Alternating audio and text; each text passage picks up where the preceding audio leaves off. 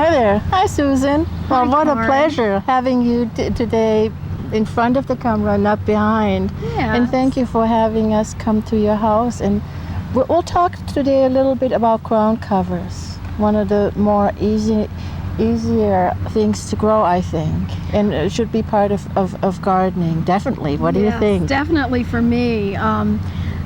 When I lived at my other house, I never even thought about ground covers. I mean, you think about trees and shrubs and flowers, but I didn't think about ground covers until we moved in the woods.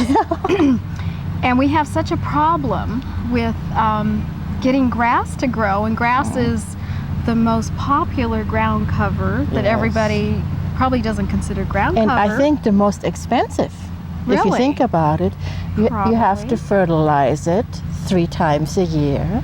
And if you don't have anybody in your home that will mow it, you have to hire some. I think it's the most expensive ground cover. That's true. I never thought of it that way, but it does. It has a lot of maintenance to keep it.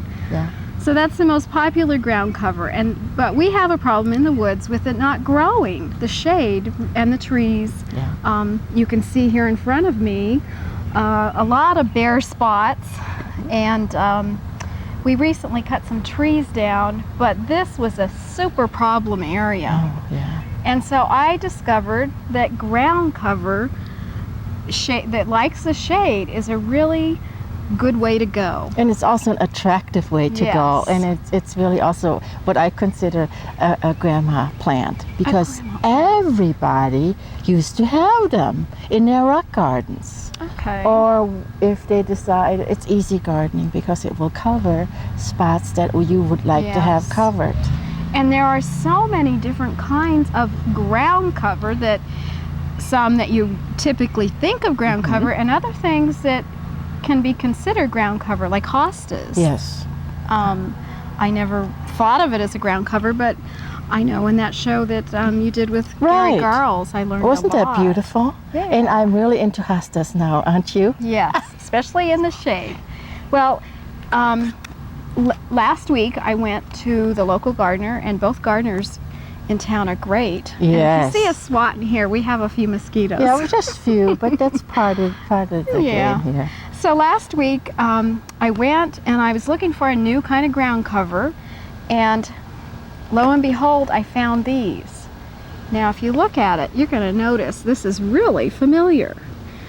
It's a violet, which I have them coming up, and I was pulling them out, but now I'm going to let them come up, although the wild violets spread really fast. This is a white violet, and it is from the nursery, and I saw this whole line of these plants, and I picked some up and I wanted to get them, and they go, "Oh, you can't have those. Those have already been sold." And I said, "Oh darn." And then they told me they were sold to my backdoor neighbor and they had only left one measly plant. So they ordered more.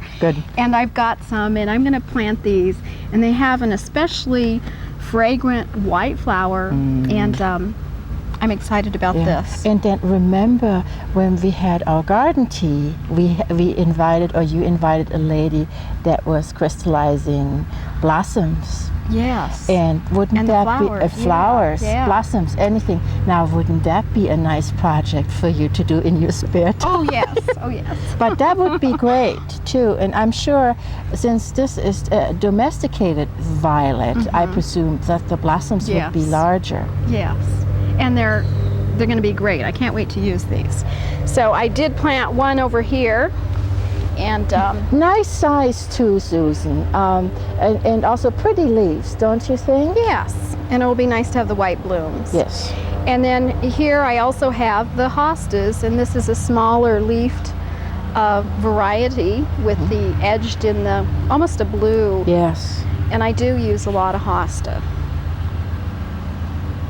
And there's a typical bleeding heart that's almost done. But what a nice contrast. I like what you have done. You have the variegated hosta, and then you have a blue one, almost blue quilted one. And the name slipped my mind, but it's a nice specimen. By next year, you can just split it and have more. And over here, in this problem area, and I have to apologize for my weeds here, but over here I have the Vinca, Yeah. which gets a little tiny bluish purple flower. It's beautiful. And this seems to work really good in the woods and spread. Yes. Now, I did have a problem with my husband mowing them off. But See, but Vincas are so hardy. I think you can mow over them several times. And look, they're coming back. Evidently. And then over here, on this side, I've got Ajuga. Yeah. And some of this I purchased, wonderful. and some I moved because it spreads. Yeah. Like right here, where it's crawling up from here over to here, it's just spreading on its own. I'll probably pull this up and fill this in until I get this all really good. And this particular kind, I think, is great if you have a little wall or something. Yes. You know, I just like the look if some vines and things come down. It just takes out a little bit the stark look of walls and stones. Yes. So that's a wonderful, wonderful cover.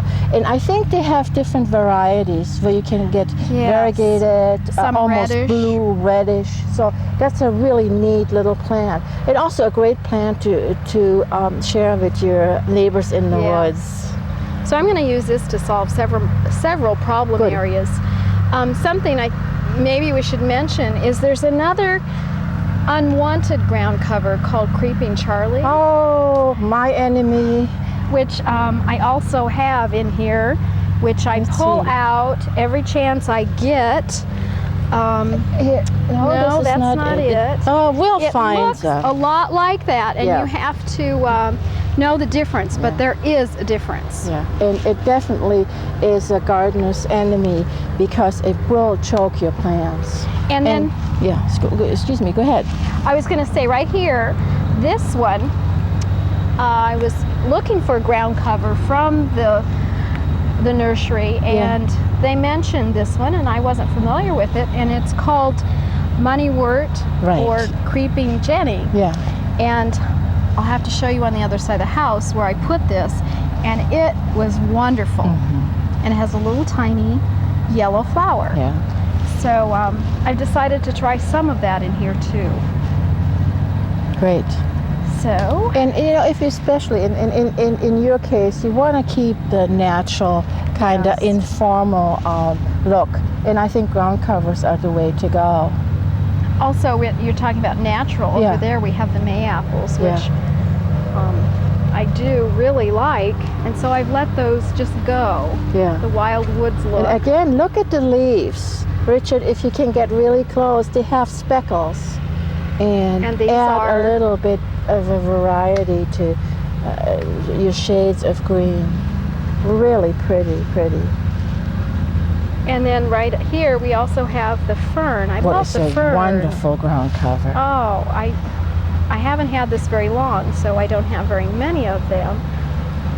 But I'm excited to see those spread. Again, it gives you some different texture in there. Very pretty. So let's walk over here. Okay. This will look a lot better when we get everything growing. Just like and it's we'll keep supposed to Pat be. off with the lawnmower. Okay. We'll keep the mower out of there. Out of it. I think all of us who have a very anxious and helpful husband, we go through that they like to mow over everything. Yes.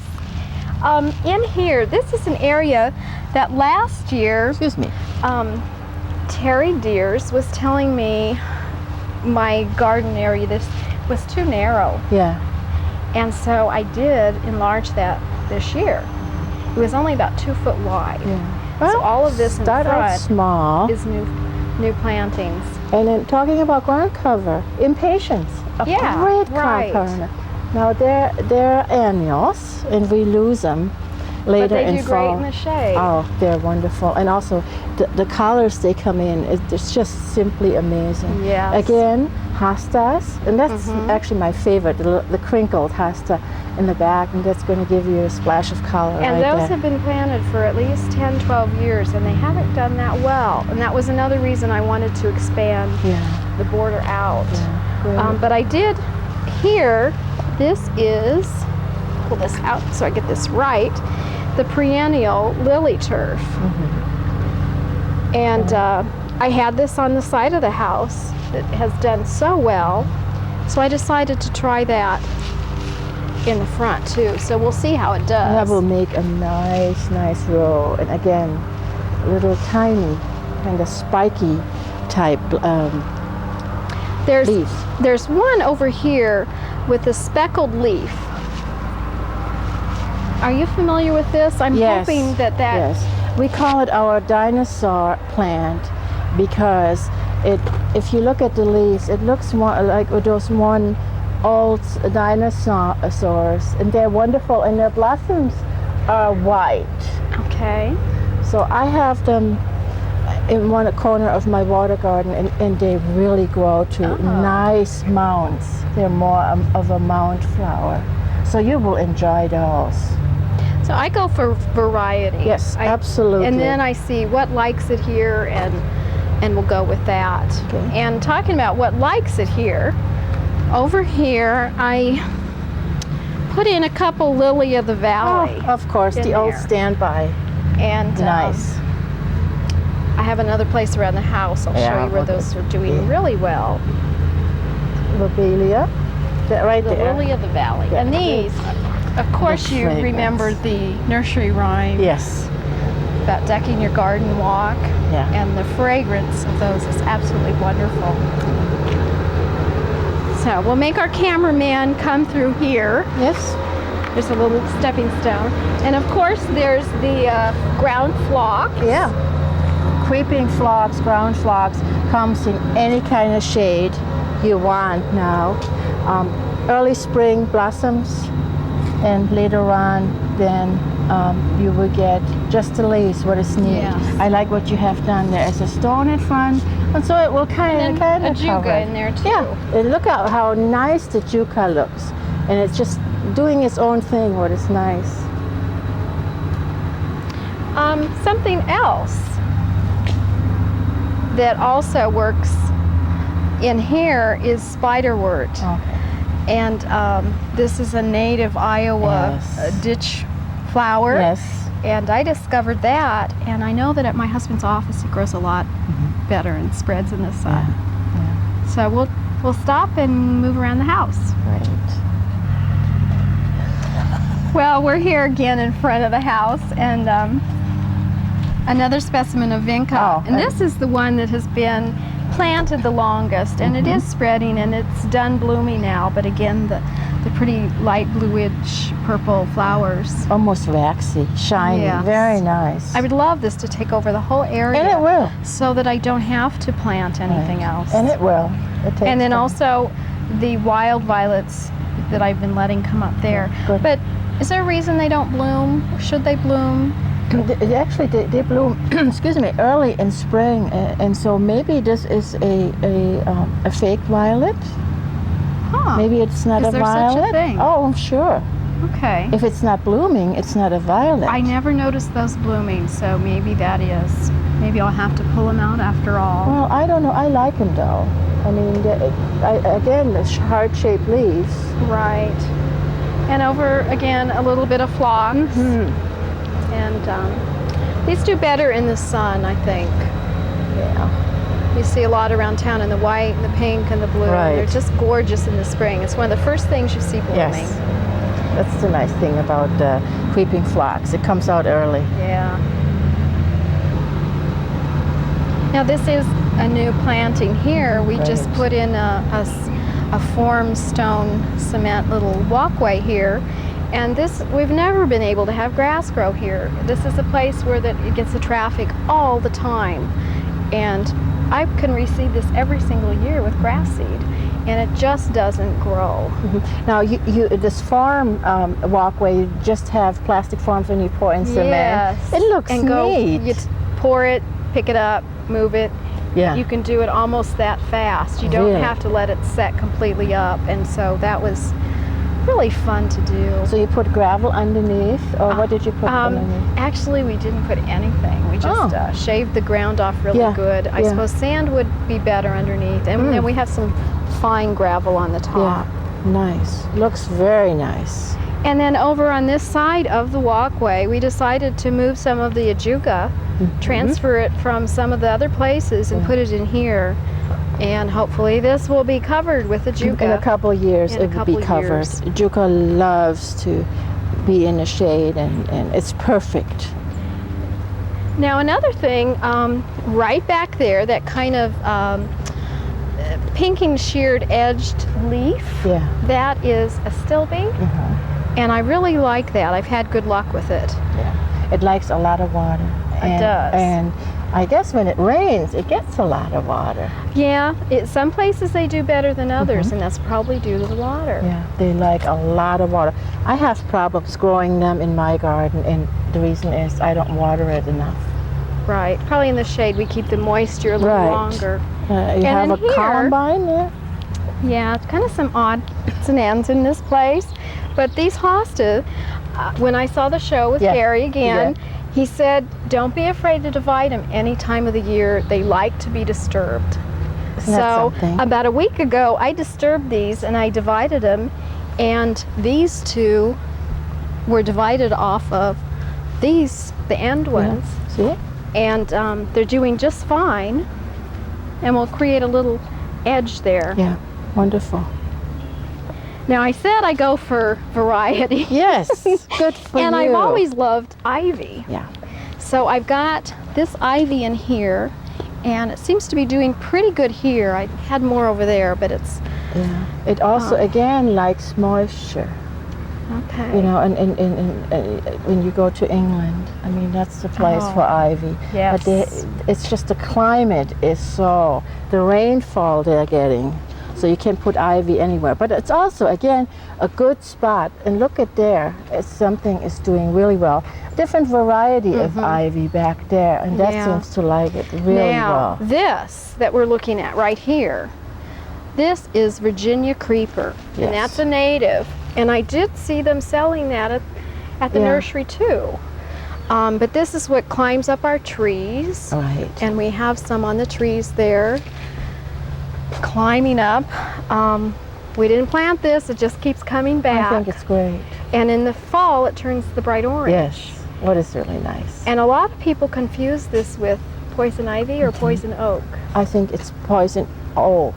Okay. I think there's something, you know, I'm not sure.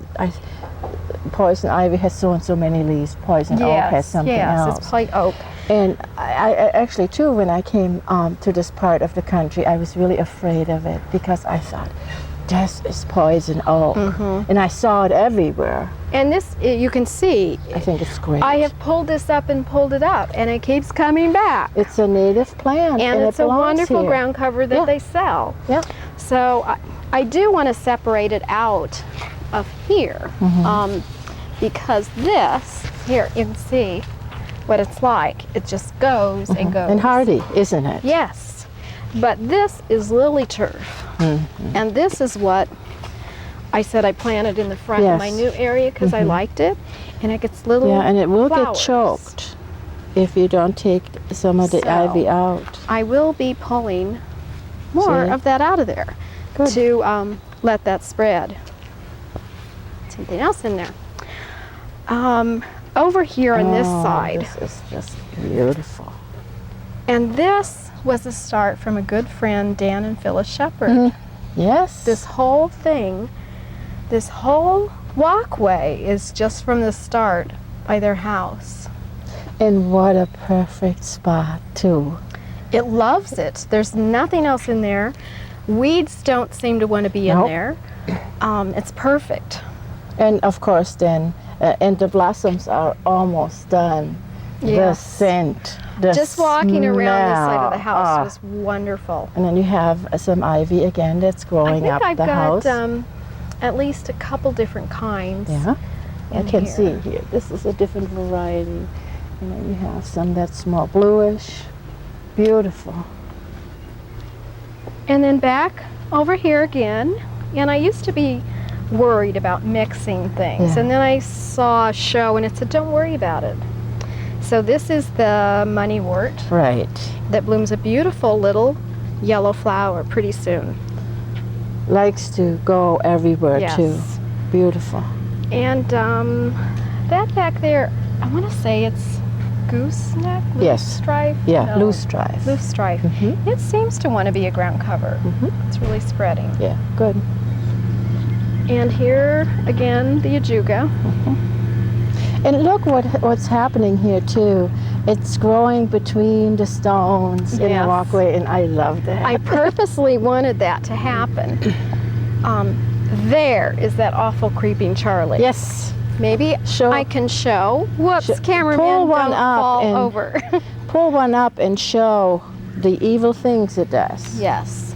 This is Virginia creeper, and it seems to be taking over Fairfield from what I can tell. Oh yeah, and if you don't You take do care not of it, want this. It goes everywhere and just will choke out everything. yeah, And that's I the do problem need with to get rid that. of It that. just chokes everything. And up over here, lilies. Daylilies. Daylilies can be wonderful. a nice ground cover. These are yellow, and I went out along the road and got out of the Good. ditch the yellow ones. Native plants again. Yes. Why not using them? They're used to the climate. They're used to the soil. And they do wonderful. Yeah. Look at this. The Vinca is just going wild. And this oh, what a great thing. is another story of this. When I lived at our other house, it's been 14 years ago. Yeah. Thelma Yeager, maybe some of you know her, dear sweet Yeah. lady, Yeah. had this growing out in front of her house. I believe Lee Crew lives there now. Yeah. I took about 6 little pieces and put it in a glass of water and kept it and planted it that house. And then when I moved, I took about 6 more pieces. And this is it. It really gives it the old-fashioned, old country And it also look. has mixed in there the Virginia creeper. I love it. Natural. Now I have been told it's probably not that great for the Yeah, the for your siding. siding. so That might be, you might want to watch it so it won't go underneath. Because then that's when you will have problems. and you can see it's gone way up there and on the windows, and it's really pretty, and I even like the way it looks from the inside. Oh, but yes. I suppose I should get it off of there. Yeah, well, it'd be another honeydew job. We'll see. Over on this side. Now you were telling me the name of the A bishop's weed. bishop's weed, which is this. A little variegated. That, I really like it, but you also have to be careful because it spreads. It spreads. It spreads like crazy. And there's another little tiny white and green variegated over there. Yeah, I want to see it. say beacon something. I'm not sure what it is, but I know when our viewers see that, they know right away, oh, this is so-and-so. Yes. It's very attractive. Is mixed in, and this gets a really pretty pink flower. Mm-hmm. But the leaves itself are so attractive. And when you're trying to brighten up an area, Oh. maybe that is dark, Yeah, this is a good perfect. one. And then something I created my own monster in here is I had some blue rug juniper, and I really liked it and was doing good. But then I got some Vinca in there, and then the bishop's weed, and now I can't find the juniper anymore. So I'm It's taking the choked. juniper out. Yeah, it chokes. But blue rug juniper is also Great ground a great cover. ground cover, Yeah. different kind of You ground just cover. have to go in there, and that's hard to do when you combine those two because the ground cover will choke it. Okay. I have one more over here, and that's a Pachysandra. And I believe this was a cutting from someone too. Robin Evans, who used to live in town, had some of this. And this seems to like this area. And also great to put in a slope garden like you have here, because that will help the Yes. erosion. It Yes. will really, really help. And if you take a peek through there, Yeah. my cameraman. I feel sorry. I'm directing him all over. There's sweet Woodruff. Yes, yes. And And look at those leaves. Little tiny 7 leaves. Very pretty. And they get a really pretty flower. Yeah. And there's probably some more ground cover back in there. Good. That I like to work And with. look at all the different shades that you have in here. You have the variegated, the dark, the light green. It just adds a lot. And then the size of those hostas. Whoa! When did you plant I those? divided those last year. Yeah. I had them on the left, and I wanted a pathway down the middle, so I divided and put them on the right, and that's how big they are already. They're huge. And then, Richard, if you look down into the little lawn area, we have a visitor. Oh. We have a lot of, a rabbit. Yeah. I see, hopping he's along looking for back morsels. there. We have a lot of rabbits here. Probably too many. Makes it hard to put in the garden.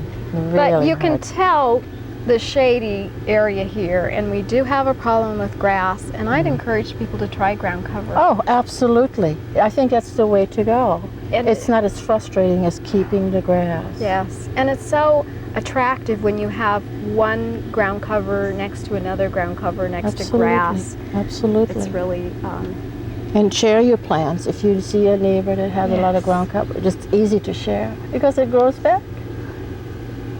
And look at your dogwood. I think the dogwoods are so pretty this year.